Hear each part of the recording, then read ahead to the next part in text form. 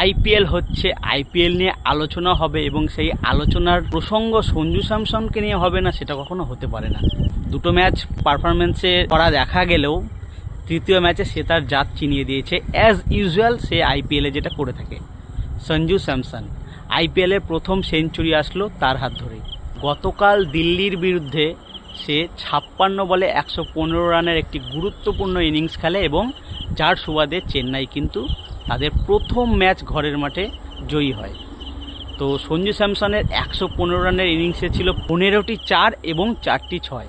আইপিএলের ইতিহাসে আমরা সবাই জানি যে সর্বোচ্চ 8টি সেঞ্চুরি করে প্রথমে রয়েছেন বিরাট কোহলি এবং সেকেন্ড পজিশনে রয়েছেন জস বাটলার, তার সেঞ্চুরি সংখ্যা 7টি। এবং তারপরে ক্রিস গেল, যদিও সে এখন খেলছেন না অ্যাক্টিভ প্লেয়ারদের মধ্যে, তো ক্রিস গেলের সেঞ্চুরির সংখ্যাও 6টি এবং সঞ্জু স্যামসন এখন অ্যাক্টিভ প্লেয়ারদের মধ্যে 3 নম্বরে উঠে এলেন, তার সেঞ্চুরি সংখ্যা এখন 5টি।